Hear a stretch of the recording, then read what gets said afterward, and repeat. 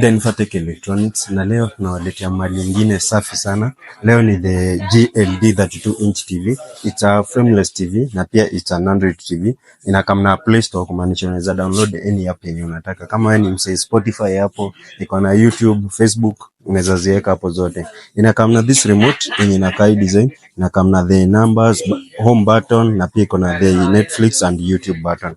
The TV iko na picture clear sana since quality yake inafika up to 1080. It's a full HD TV. Ukikama side ya nyuma unapata the ports. Ndio hizi hapa.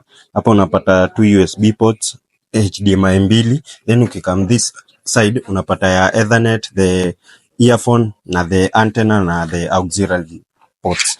The TV sahi iko on offer, na ukibuy TV bana tunakupatia guard na bracket. Hii unaipata at 14,000 Kenyan shillings. Kumbuka video delivery countrywide, payment always on delivery. Ukiona GLD yako imefika ndio unalipa. Karibuni.